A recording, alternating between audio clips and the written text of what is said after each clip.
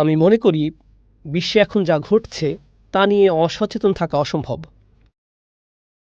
মুসলমানদের বিরুদ্ধে অমুসলিমরা যে ঘৃণ্য অপরাধ চালাচ্ছে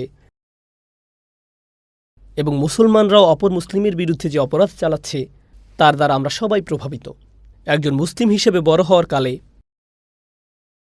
এই ট্র্যাজেডিগুলো আমাদের প্রাত্যহিক জীবনের অংশ হয়ে দাঁড়িয়েছে। আমাদের মধ্যে যাদের বয়স 30-40 বছর, আপনারা দেখেছেন গত অর্ধ শতক বা তার চেয়েও বেশি সময় ধরে উম্মাহ শুধু একটি সংকটের পর আরেকটি, এরপর আরেকটি, এরপর আরেকটির মধ্য দিয়ে গত হয়েছে। এভাবে দীর্ঘ সময় পর কোনো ব্যক্তি একেবারে নিস্তেজ হয়ে পড়তে পারে।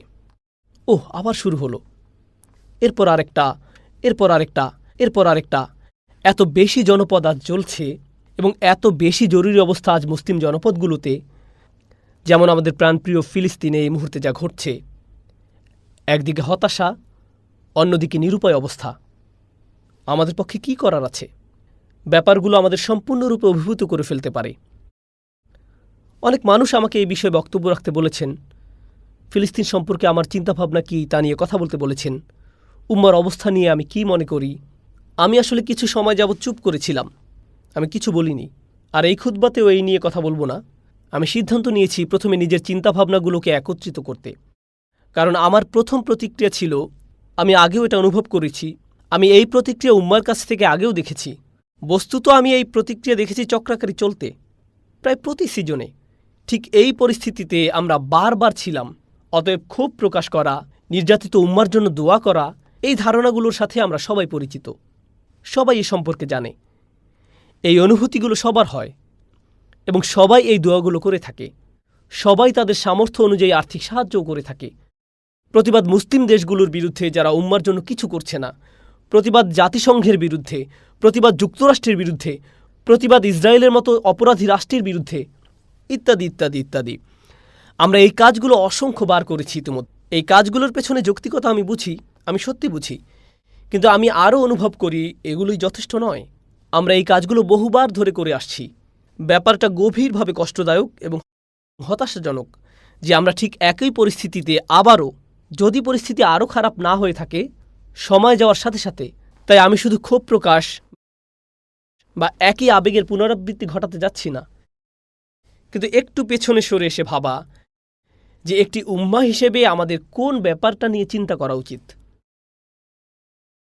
আমার খুতবাগুলো প্রায় সময় গত কয়েক বছর যাবৎ শুধু ব্যক্তিগত ক্ষমতায়ন নিয়ে কথা বলে আসছে।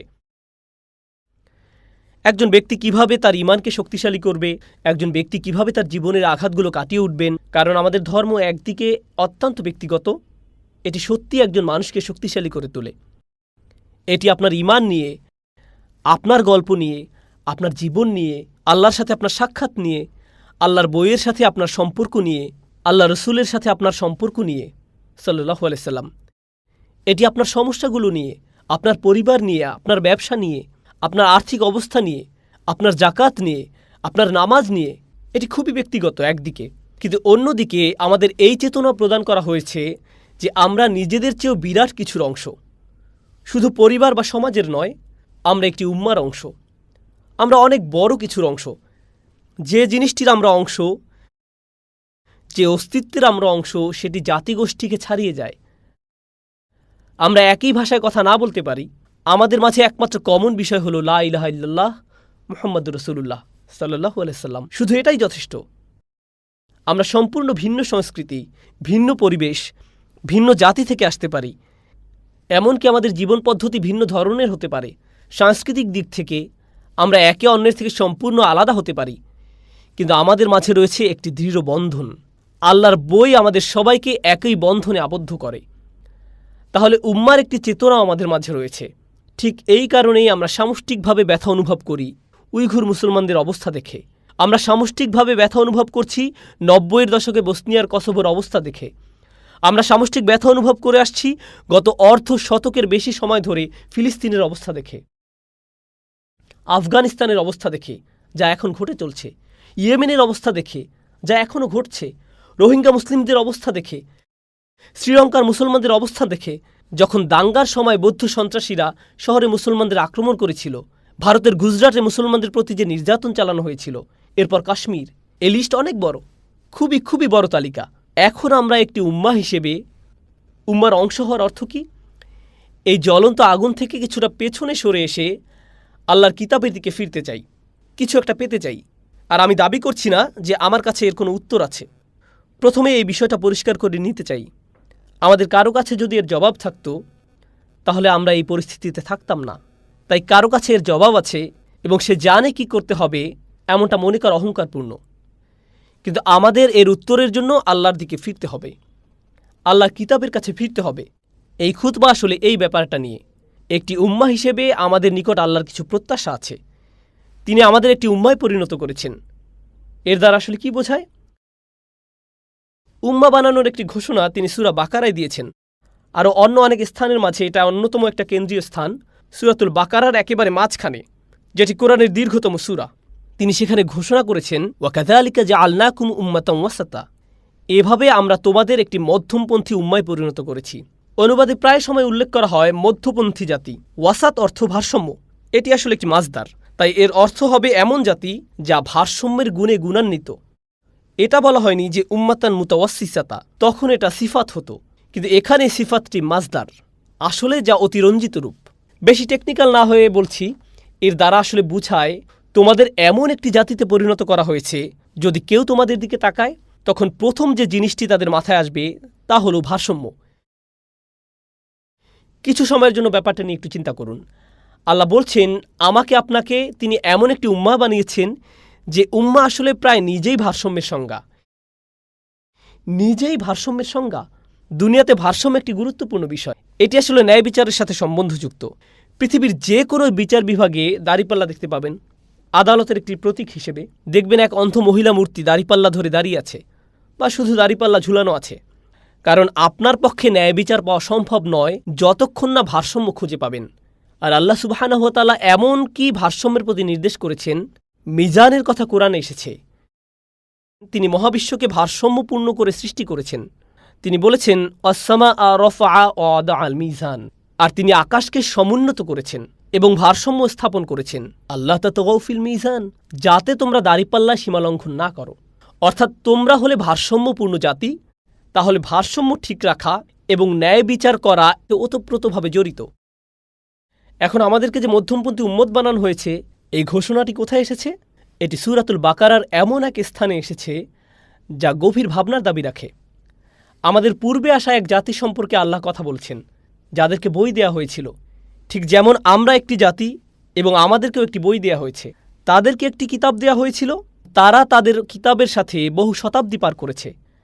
আর আজ 2021 সাল, আজ যখন আমরা তাদের সম্পর্কে পড়ছি, আমাদেরকেও একটি কিতাব দেয়া হয়েছে, আর আমাদের উপরও বহু শতাব্দী পার হয়ে গেছে। তাহলে আমাদের এবং তাদের মাঝে একটা কমন বিষয় রয়েছে। তাদেরকে একটি বই দেয়া হয়েছে, আর তারা এর সাথে অনেক শতাব্দী অতিক্রম করেছে। আমাদেরকেও একটি বই দেয়া হয়েছে, আর আমরাও এর সাথে অনেক শতাব্দী অতিক্রম করেছি। তারপর আল্লাহ বলছেন, এই কিতাবের মাধ্যমে একতাবদ্ধ হয়ে নিজেদের শক্তিশালী করার বিপরীতে তারা নিজেদের মাঝেই বিভক্তি তৈরি করল, পরস্পর সংঘর্ষে লিপ্ত হল এবং পরস্পরকে হত্যা করল।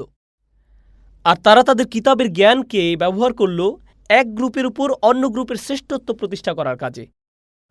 ওমা তাফাররাকু ইল্লা মিন বাদি মা জাআহুমুল ইলম বাগিয়াম বাইনাহুম, তারা মতভেদ করেনি জ্ঞান আসা ব্যতীত, বিশেষ করে জ্ঞান আসার পর এক দলকে অন্য দলের উপর বড় করে তোলার ব্যাপারে তারা মতভেদে জড়িয়ে পড়ল। সুতরাং জ্ঞান ব্যবহার করা হলো এই দল সেই দলের মতকে খণ্ডন করার জন্য। এই দলের লোকেরা কাফের না ওই দলের লোকেরা কাফের, এই দলের রক্ত হালাল না ওই দলের রক্ত হালাল। আমাদের আগের জাতির লোকেরা এগুলো করত। তিনি পরিষ্কার জানিয়ে দিয়েছেন কোনটা হালাল আর কোনটা হারাম, কিন্তু তারা আল্লাহর আদেশের সাথে মশকরা করল। জাস্ট আমাকে এমন একটি উপায় বলে দিন যেন আমাকে এটা মানতে না হয়, আর আমি নিজেকে যেন দোষ না দিয়ে থাকি। আল্লাহ এই জাতি সম্পর্কে আরও বলছেন, যখন তাদেরকে এই কিতাব দেয়া হয়েছে, কেউ যখন তাদেরকে এই কিতাবের কথা মনে করিয়ে দিত, তারা তাদের বিরুদ্ধে যুদ্ধ ঘোষণা করত। যুদ্ধ ঘোষণা করত। আল্লাহ তাদের মুনাফিকি সম্পর্কে বলেছেন, তারা কোনো ধরনের দ্বিধাদ্বন্দ্ব ছাড়াই একে অন্যর রক্ত ঝরাত। তাদের বিশাল এক দায়িত্ব দেয়া হয়েছে, তারা তো একটা উম্মাহ ছিল। আমাদের রাসূল সাল্লাল্লাহু আলাইহি সাল্লাম বলেছেন উম্মার একটি শরীরের মতো হওয়ার কথা। তাই আল্লাহ তাদেরকে বললেন, লা তুসফিকুনা দিমাআকুম ওয়ালা তুখরিজুনা আনফুসাকুম মিন দিয়ারিকুম, তোমরা একে অন্যের রক্ত ঝরাবে না। তিনি সেই সময়ের মুসলমানদের এই কথা বললেন। তিনি তাদেরকে বললেন, তোমরা একে অন্যের রক্ত প্রবাহিত করবে না এবং পরস্পরকে স্বদেশ থেকে বহিষ্কার করবে না। তোমরা একে অন্যকে নিজেদের বাড়ি থেকে বহিষ্কার করবে না। সুম্মা আকরারতুম, অতঃপর তোমরা সবাই তা মেনে নিয়েছিলে। ও আনতুম তাশহাদুন, এবং তোমরা ওর সাক্ষী ছিলে। সুম্মা আনতুম হাউলাই তাকতুলুনা আনফুসাকুম, অতঃপর তোমরাই তো তারা যারা নিজেদেরকে হত্যা করেছ। ও তাখরুজুনা ফারিকুম মিনকুম মিন দিয়ারিহিম, এবং তোমাদের মধ্য থেকে একটি দলকে তাদের গৃহ থেকে বের করে দিচ্ছ। তাযাহারুনা আলাইহিম বিল ইসমি ওয়াল উদওয়ান, তোমরা নিজেরা তাদের বিরুদ্ধে অন্যায় ও সীমালঙ্ঘন করে পরস্পরের সহযোগিতা করেছ। অর্থাৎ তোমরা মুসলমানরা, মানে সেই সময়ের ইসরায়েলিরা, আক্রমণাত্মক পদক্ষেপ নিচ্ছ অন্য মুসলমানদের বিরুদ্ধে, সেই সময়ের আরেক ইসরায়েলিদের বিরুদ্ধে। এরপর এই সব কিছুর উপরে যখন তারা এই অন্যায় কাজে নিয়োজিত ছিল, একদল বিশ্বাসী অন্য আরেক দল বিশ্বাসীর বিরুদ্ধে যখন পরিস্থিতি একেবারে খারাপ হয়ে পড়েছিল, যখন মুসলমানরা একে অন্যের বিরুদ্ধে লড়াই করে, তখন কি হয়? আগের দিনে যখন ইসরায়েলিরা পরস্পর যুদ্ধে লিপ্ত হয়েছিল, তাদের সাম্রাজ্য দুর্বল হয়ে পড়েছিল। তখন বাইরের জাতির লোকেরা তাদের উপর আক্রমণ চালিয়েছিল, কারণ তাদের শক্তি ক্ষয় হয়ে গিয়েছিল পারস্পরিক যুদ্ধে। আর যখনই কোনো জাতি দুর্বল হয়ে পড়ে, তখন অন্য জাতি এর সুযোগ গ্রহণ করে। এমনটাই ঘটে। কোনো জাতিকে দুর্বল করার সবচেয়ে কার্যকরী উপায়, রাশিয়ানরা বর্তমানে যুক্তরাষ্ট্রের ব্যাপারে এটা ভালো বুঝে, কোনো জাতিকে দুর্বল করার সবচেয়ে কার্যকরী উপায় হলো নিজেদের মাঝে দ্বন্দ্ব সংঘাত বাঁধিয়ে দেয়া, ঠিক কিনা?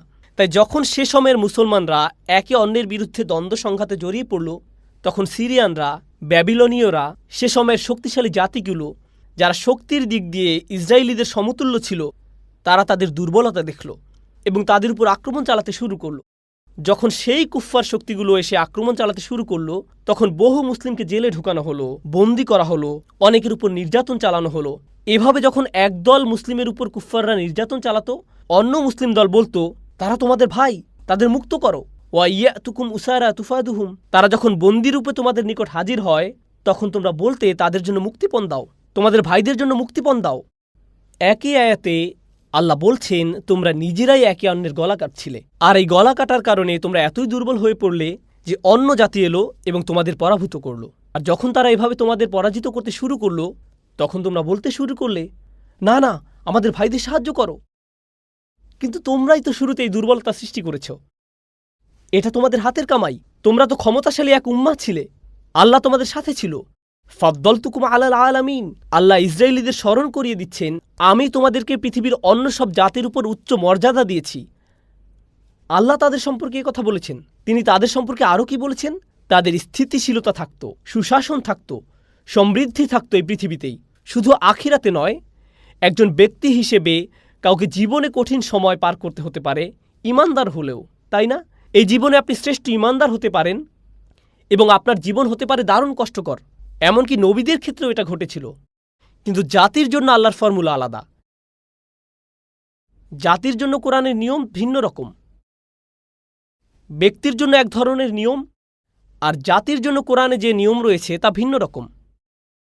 আল্লাহ বলেন, ওয়ালাউ আন্নাহুম আকামুত তাওরাতা ওয়াল ইনজিল লা আকালু মিন ফাওকিহিম ওয়া মিন তাহতি আরজুলিহিম, তারা যদি তাওরাত, ইনজিল আর তাদের প্রতিপালকের নিকট থেকে যা তাদের প্রতি অবতীর্ণ হয়েছে তার নিয়ম বিধান প্রতিষ্ঠিত করত, তাহলে তাদের উপর থেকে আর তাদের পদতল থেকে আহার্য পেত। রিজিকের দরজা বন্যার বাঁধের ন্যায় খুলে দেওয়া হতো। আল্লাহর নিরাপত্তা এবং তার রহমত তাদের প্লাবিত করে ফেলত। আল্লাহ কি বলছেন? তাদের দুর্দশায় পতিত হওয়ার কারণ কি ছিল? তারা আল্লাহর কিতাব পরিত্যাগ করেছিল। তাদের দুর্দশাটা কি ছিল? আল্লাহ ধাপে ধাপে তা সূরাতুল বাকারায় তুলে ধরেছেন। আমাদেরকে ভারসাম্যপূর্ণ জাতি বলার পূর্বে তারা ভারসাম্য হারিয়ে ফেলেছিল। প্রথমত, তারা নিজেদের মধ্যে দ্বন্দ্ব সংঘাতে জড়িয়ে পড়েছিল। নিজেদের মধ্যে এত বেশি সংঘাত হয় যে তারা দুর্বল এবং নগণ্য হয়ে পড়েছিল। আর যখন এভাবে তারা যথেষ্ট দুর্বল এবং নগণ্য হয়ে পড়ল, তারা শত্রুর সহজ শিকারে পরিণত হলো। আল্লাহ বলছেন, এখন তোমাদের কারো কারো তোমাদের বন্দীদের জন্য খারাপ লাগা শুরু করলো। এটা আমাদের ইতিহাস নয়, এটা বনী ইসরায়েলের ইতিহাস। যাদের সম্পর্কে আল্লাহ বলছেন, তাদেরকে আল্লাহ একটি সম্মানিত উম্মায় পরিণত করেছিলেন এবং তাদেরকে অন্যদের উপরে উচ্চ মর্যাদা দিয়েছিলেন। কিন্তু তারা এটা নষ্ট করে ফেলেছিল। তাদের সে মর্যাদা আর অবশিষ্ট নেই। এখন আল্লাহ সিদ্ধান্ত নিলেন, শুধু সম্মান প্রদর্শন নয় আপনাকে এবং আমাকে, তিনি আমাদের পরীক্ষা করবেন সেই একই মর্যাদা দিয়ে। কেন সূরার অর্ধেক অংশে তাদের ব্যর্থতার কথা আলোচনা করা হয়েছে এবং এরপর আমাদের উদ্দেশ্য করে বলা হয়েছে, আমি তোমাদেরকে একটি ভারসাম্যপূর্ণ জাতি হিসেবে সৃষ্টি করেছি? তার কারণ হল, তাদের মতো বিশৃঙ্খলা সৃষ্টি করো না।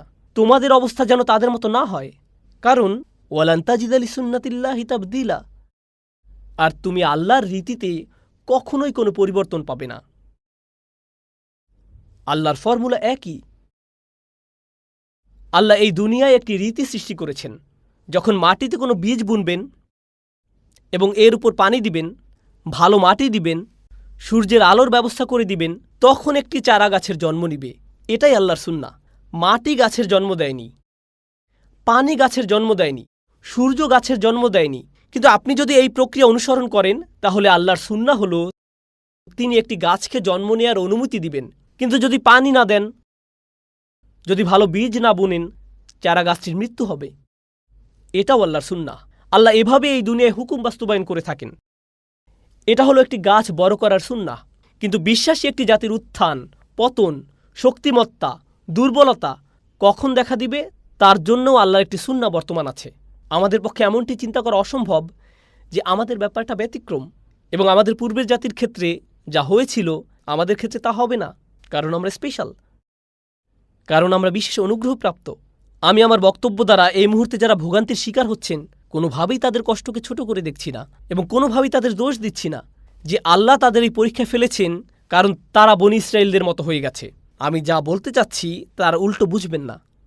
আমরা একটি উম্মাহ হিসেবে আমাদের আচরণ, আমাদের চারিত্রিক বৈশিষ্ট্য, আমরা যেভাবে আচরণ করি, আমরা যেভাবে নিজেদের দেখি, যদি আয়নায় ভালো করে তাকান, শুধু নিজের প্রতি নয়, একটি জাতি হিসেবে নিজেদের প্রতি, এবং আল্লাহ ইসরায়েলিদের যে ব্যাপারগুলোর সমালোচনা করেছেন, তিনি তাদের কোন কোন ব্যাপারগুলোর সমালোচনা করেছেন যা তাদের থেকে পছন্দনীয় জাতির মর্যাদা দুর্বৃত করে দিয়েছিল।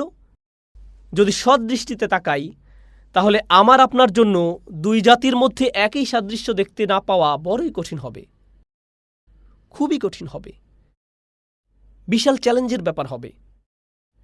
তাই যখন তিনি বলছেন ওয়াকাযালিকা জাআলনাকুম উম্মাতান ওয়াসাতা, এরপর তিনি কি বলছেন? লিতাকুনু শুহাদা আলান নাস, যাতে তোমরা মানুষের উপর সাক্ষী হও। ভারসাম্যপূর্ণ জাতির তো এমন হওয়ার কথা। তারা আল্লাহর কিতাবের সাথে অবজ্ঞাপূর্ণ আচরণ করে না, তারা ন্যায়পরায়ণতার গুণে গুণান্বিত, তারা ঐক্যবদ্ধ জাতি। তাদের একের জন্য অন্যের রয়েছে চিরন্তন ভালোবাসা। শুধু তখন নয় যখন মানুষের শরীর থেকে রক্ত ঝরে, শুধু তখন নয় যখন তারা নির্যাতিত হয়, কারণ এটা মুনাফিকি। এটা আসলেই মুনাফিকি সুলভ আচরণ।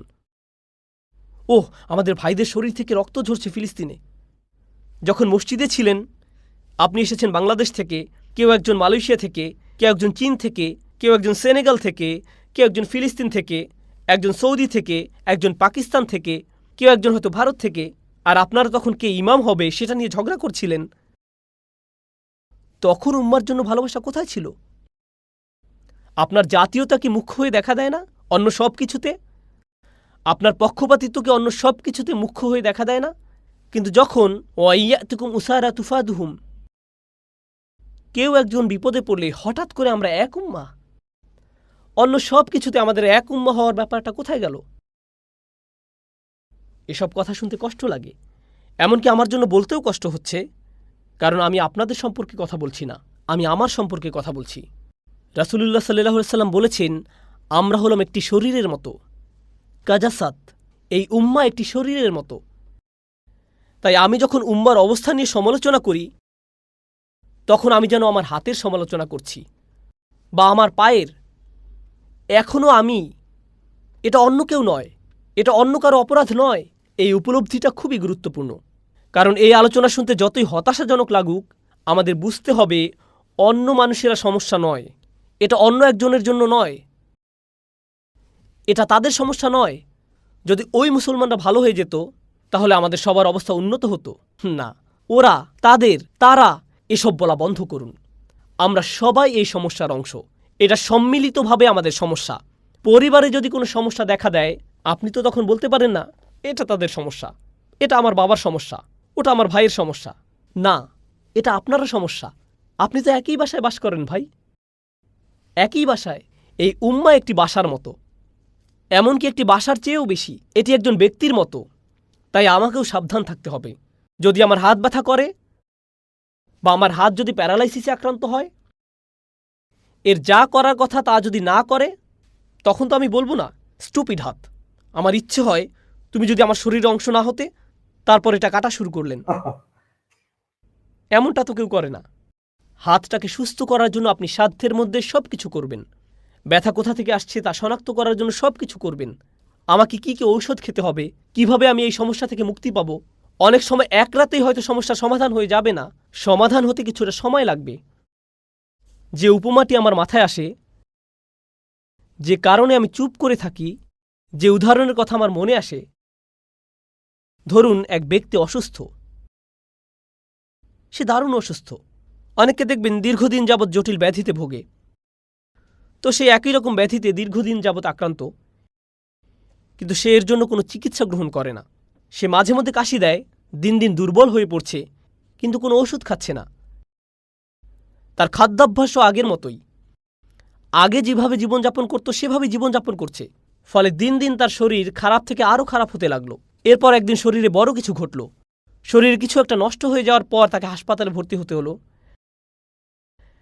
কারণ ব্যথা এতই জটিল আকার ধারণ করেছে যে গোটা শরীর এখন অকেজো হয়ে পড়েছে। হাসপাতালে যাওয়ার পর তার সার্জারি করা হয়, অপারেশন করা হয়, বা এরকম কিছু একটা করা হয় ব্যথা কমিয়ে আনার জন্য। কিন্তু এরপরেও লোকটা আগের মতোই ঘুমন্ত। তার জীবনযাপনও এখনও পূর্বের ন্যায়। কোনো পরিবর্তন না আনলে আপনি তো সুস্থতা আশা করতে পারেন না। আমরা এটাই করি। যখন বড় ধরনের কোনো দুর্যোগ দেখা দেয়, তখন আমরা এক উম্মার ন্যায় আচরণ করি। তখন এক উম্মার চেতনা জাগ্রত হয়ে ওঠে। আমি দোয়া করছি আল্লাহ যেন মুসলমানদের স্বস্তি দান করেন। আমি দোয়া করছি আল্লাহ আজ্জা ওয়া জাল্লা যেন সেসব মুসলমানদের সবর এবং ধৈর্য দান করেন যারা বাচ্চা হারিয়েছেন, অনেক শিশু পিতামাতা হারিয়েছেন। যখন আপনি বোমা হামলার কথা চিন্তা করেন, যখন আমি আফগানিস্তানে নিহত হওয়া মেয়েগুলোর কথা চিন্তা করছিলাম, যখন আমি তাদের কথা ভাবছিলাম, আমি নিজেও একজন পিতা, আমারও মেয়ে আছে, আমি কেমন বাকরুদ্ধ হয়ে যেতাম। আমি কি কোনো কথা বলতে পারতাম যখন এটা ঘটত? আমি যদি সত্যি সেই ব্যথা অনুভব করে থাকি, এই ব্যথা অনুভব করার পর আমার কি করার আছে? আমাদের তো কিছু একটা করতে পারার কথা। শুধু ব্যক্তি হিসেবে নয়, আমাদের ভাবতে হবে কিভাবে আমরা এক উম্মাহ হিসেবে আমাদের মর্যাদা পুনঃপ্রতিষ্ঠা করব। এটা ঘটতে হবে। এটা হালকা কোনো আলোচনা নয়, এটা খুবই সিরিয়াস একটি আলোচনা। প্রতিটি তরুণ তরুণী যারা আমার কথা শুনছো, অনলাইনে শুনছো, বা যারা আমার সামনে আছো, আল্লাহ আমাদেরকে এই পৃথিবীতে শুধু হালাল খাবার আহার করার জন্য প্রেরণ করেননি, বা ঈদের দিন কোলাকুলি করার জন্য প্রেরণ করেননি, এবং জীবন সাধারণ নিয়মে চলতে থাকবে। তাহলে উম্মার সদস্য হওয়ার মানে কি আমরা তা এখনো বুঝতে পারিনি। আপনি হয়তো ব্যক্তি হিসেবে মুসলিম হওয়ার মানে কি তা বুঝতে পেরেছেন, কিন্তু একটি উম্মার অংশ হওয়ার মানে কি এ ব্যাপারে আপনার কোনো ধারণাই নেই। উম্মার সদস্য হওয়ার মানে আমার চেয়েও বড় কিছু বর্তমান আছে। আমাকে যার ব্যাপারে সচেতন থাকতে হবে, মনের মধ্যে কিছু চিন্তা থাকতে হবে, কিছুটা ভাবনা থাকতে হবে, আর এই ভাবনাগুলো প্রকাশ ঘটতে হবে সুচিন্তিত কিছু কর্মতৎপরতার মাধ্যমে। আমি বলছি না যে এর উত্তর আমার কাছে আছে, আমি শুরুতেই পরিষ্কার করেছি, কিন্তু আমাদের ভেতরে অন্ততপক্ষে উম্মা নিয়ে গভীর ভাবনা থাকতে হবে। এই উম্মার ইতিহাস হল, এই উম্মার মানুষেরা দুনিয়াতে পরিবর্তন এনেছিল, তাই না? এই উম্মা হল উম্মাতান ওয়াসাতা। আল্লাহ বর্ণনা করেছেন। প্রসঙ্গত, ওয়াসাতের অর্থ আগে বলেছিলাম, এর দ্বারা ভারসাম্য, ন্যায় বিচার, ন্যায্যতা বোঝায়। ব্যাপারটা হলো সব কিছুতে আপনি দেখবেন সমস্যা দেখা দেয় চরমপন্থার কারণে। যখন ধনীরা চরম ধনী হয়ে যায়, যখন গরিবরা একেবারে গরিব হয়ে পড়ে, সরকার যখন মারাত্মক কর্তৃত্বপরায়ণ হয়ে পড়ে, তখন দেশে সমস্যা দেখা দেয়। মানুষ যখন চরম নৈরাজ্যবাদী হয়ে পড়ে, এটাও দেশের জন্য সমস্যা।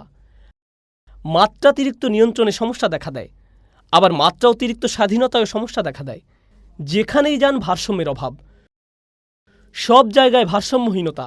পারিবারিক জীবনে ভারসাম্যের অভাব, ব্যক্তি জীবনে ভারসাম্যের অভাব, রাষ্ট্রীয় জীবনে ভারসাম্যের অভাব, আমাদের চারপাশে ভারসাম্যহীনতা। আর আল্লাহ বলছেন তিনি এমন এক জাতি তৈরি করেছেন যে জাতি নিজেই ভারসাম্যের গুণে গুণান্বিত। আল্লাহ যখন বলেছেন লিতাকুনু শুহাদা আলান নাস, যেন তোমরা সমগ্র মানবজাতির উপর সাক্ষী হতে পারো, মানবজাতি যখন খুঁজবে কোথায় ভারসাম্য, এটা কি শুধু একটা বিমূর্ত ধারণা যা মানুষের পক্ষে কোনোদিন অর্জন করা সম্ভব নয়?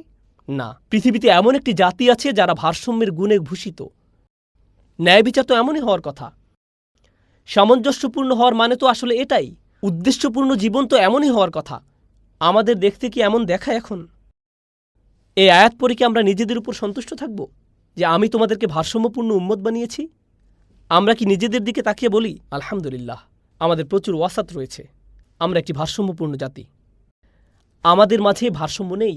অধিকন্তু তিনি আমাদের উপর একটি দায়িত্বও দিয়েছেন, যাতে তোমরা মানুষের উপর সাক্ষী হও। আমরা মানুষের উপর সাক্ষী হব, আর রসুল সাল্লাল্লাহু আলাইহি সাল্লাম আমাদের উপর সাক্ষী হবেন। শাহাদা আলান্নাস এবং শাহাদাতু রসুলুল্লাহ সাল্লাল্লাহু আলাইহি সাল্লাম। এই ভারসাম্য মানবজাতিকে আমাদেরই দেখানোর কথা, কারণ একটি উম্মাহ হিসেবে আল্লাহ এই দায়িত্ব আমাদের প্রদান করেছেন। একটি জাতি হিসেবে আমাদের এই কাজ করার কথা, কারণ শেষ বিচারের দিন রসুল সাল্লাল্লাহু আলাইহি সাল্লাম সাক্ষী দিবেন তিনি এই উম্মাহকে ভারসাম্যপূর্ণ করে রেখে গিয়েছিলেন। তিনি তাদের প্রতি এই হুকুম জারি করে গিয়েছিলেন এবং তারা সেটা বুঝতে পেরেছিল।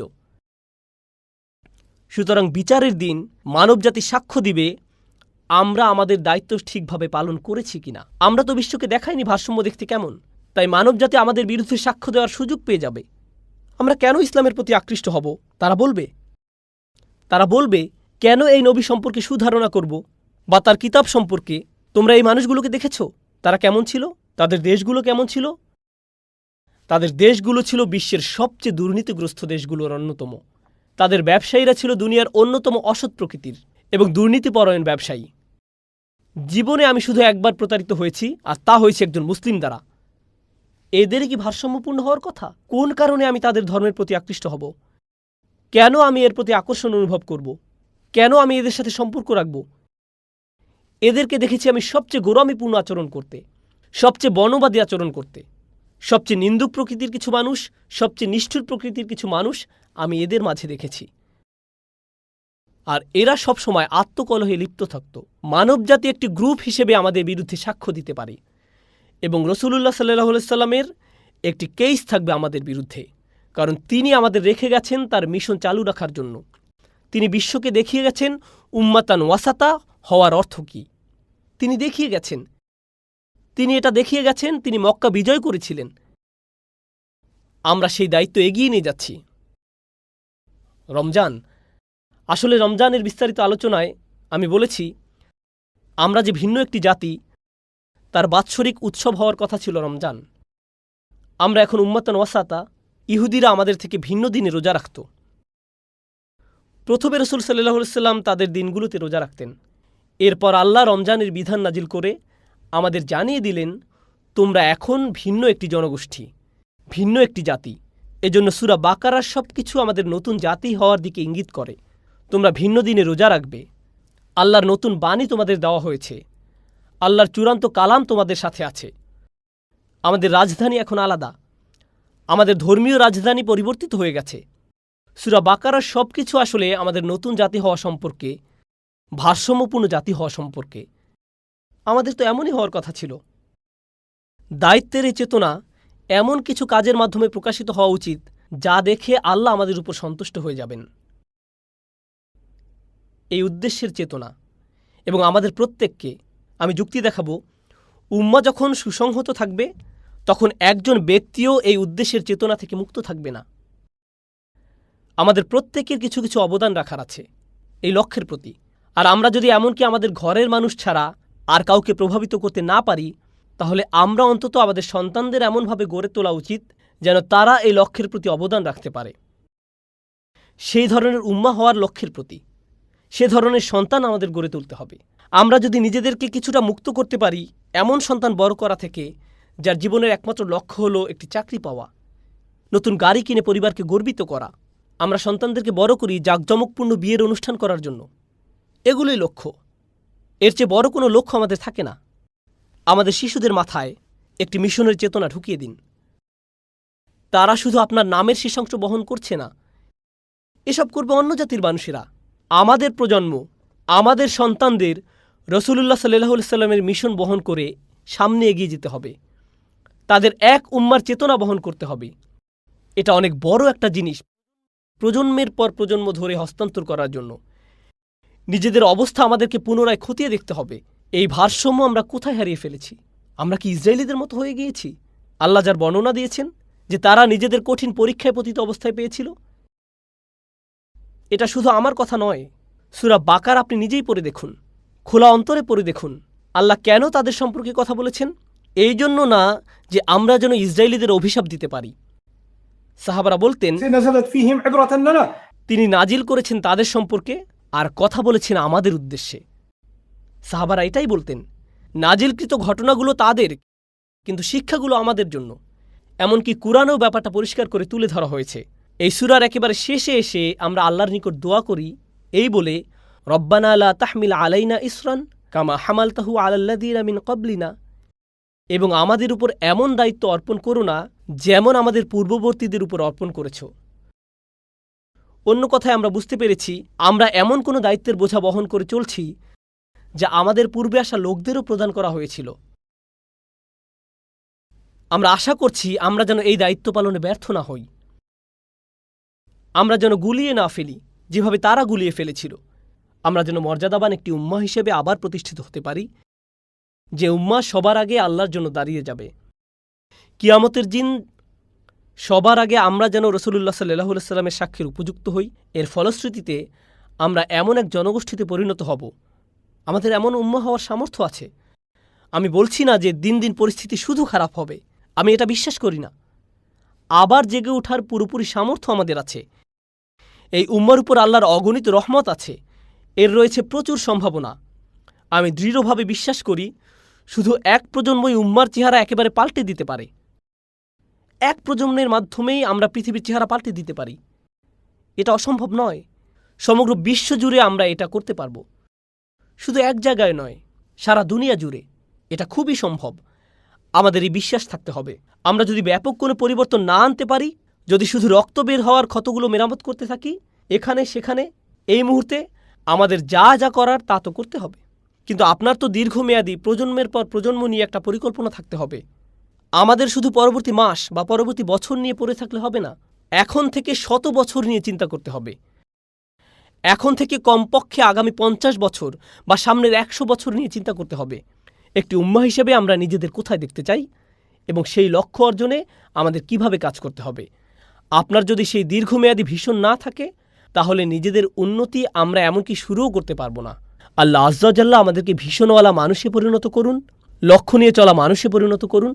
আল্লাহ আজ্জা ওয়া জাল্লা আমাদের থেকে পারস্পরিক মতবিরোধ দূর করে দিন এবং আল্লাহ রসুল সাল্লাল্লাহু আলাইহি ওয়াসাল্লামের ভালোবাসা, আল্লাহর কিতাবের প্রতি আনুগত্য তিনি যেন এত বেশি পরিমাণে বাড়িয়ে দেন যে আমাদের মত পার্থক্যগুলোকে আমরা যেন উপেক্ষা করতে পারি এবং নিজেদের মাঝে ঐক্য গড়ে তুলতে পারি। আমরা যেন উম্মার অন্তরের সত্যিকারের ভালোবাসা, মমতা এবং ঐক্য পেতে সমর্থ হই। ফলশ্রুতিতে আমরা যেন এমন উম্মায় পরিণত হতে পারি যে উম্মার পক্ষে রাসূলুল্লাহ সাল্লাল্লাহু আলাইহি ওয়াসাল্লাম কিয়ামতের দিন সাক্ষ্য দিবেন। বারাকাল্লাহু লি ওয়া লাকুম ফিল কুরআনিল হাকিম ওয়া নাফা'নি ওয়া ইয়্যাকুম বিল আয়াতি ওয়া যিকরিল হাকিম।